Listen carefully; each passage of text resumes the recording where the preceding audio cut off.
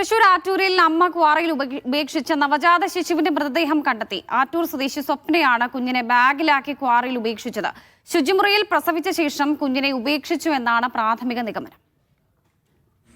അമിത രക്തസ്രാവത്തെ തുടർന്ന് കഴിഞ്ഞ ദിവസം യുവതി മെഡിക്കൽ കോളേജിൽ ചികിത്സയ്ക്കെത്തിയിരുന്നു. ഡോക്ടർമാരുടെ പരിശോധനയിലാണ് പ്രസവം നടന്നതായി കണ്ടെത്തിയത്. ഇത് സംബന്ധിച്ച് കൃത്യമായ മറുപടി നൽകാതായതോടെ പോലീസിൽ വിവരം അറിയിക്കുകയായിരുന്നു. ചോദ്യം ചെയ്യലിലാണ് കുട്ടിയെ ഉപേക്ഷിച്ച കാര്യം സ്വപ്ന സമ്മതിച്ചത്. പ്രസവശേഷം കുഞ്ഞിനെ ഒരു ബന്ധുവിന്റെ സഹായത്തോടെ പാലക്കാട് ജില്ലയിലെ കൂനത്തറയിലെ ക്വാറിയിൽ ഉപേക്ഷിക്കുകയായിരുന്നു. ദിവസങ്ങൾക്ക് മുമ്പ് യുവതി ഗർഭഛിദ്രത്തിനുള്ള മരുന്ന് കഴിച്ചിരുന്നു. മരുന്ന് കഴിച്ചതിന് 2 ദിവസത്തിന് ശേഷമാണ് പ്രസവിച്ചത്.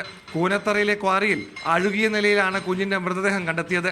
പ്രസവ സമയത്ത് കുഞ്ഞിന് ജീവനുണ്ടായിരുന്നോ എന്ന കാര്യം പരിശോധിക്കുകയാണ് പോലീസ്. പോസ്റ്റ്മോർട്ടം റിപ്പോർട്ടിലെ ഇക്കാര്യം വ്യക്തമാകൂ. സംഭവത്തിൽ ചെറുതുരുത്തി പോലീസ് കേസെടുത്ത് അന്വേഷണം തുടങ്ങി. മീഡിയ 1 തൃശൂർ.